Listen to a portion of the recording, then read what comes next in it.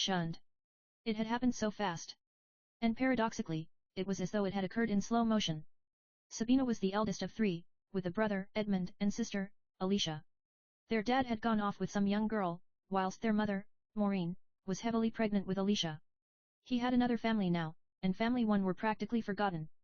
Maureen had been attentive to her two younger children, leaving Sabina out in the cold, and Eddie and Alicia had been close to each other, but not to Sabina.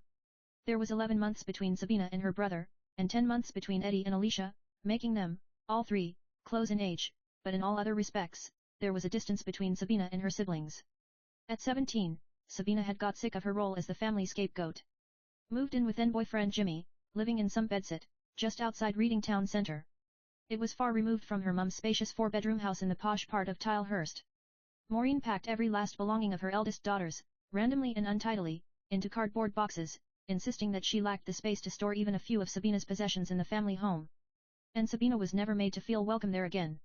Years later, when both Eddie and Alicia had moved out, Sabina discovered that her brother and sister retained their bedrooms, complete with many of their belongings, and that they were encouraged to stay at their childhood home, as and when they chose to. Eddie did not give his new address or any contact details to his elder sister, and Alicia gave an email address and her mobile number, but not her address, and not the landline number. When Eddie's girlfriend had a baby girl, the information was withheld from Sabina. She never had been able to find out what they had called her niece, or anything about the child, and it hurt, because Sabina had no way of comprehending any of it. Then, one day, out of the blue, Maureen got in touch with her firstborn, via an email, worded icily and abruptly. Her father had died, and she was expected to attend the funeral. Sabina did not attend the funeral. Her health did not allow it. And her mother and siblings all blamed her, and were critical to members of the extended family, who were also instructed to shun her. When able to do so, Sabina visited her mother.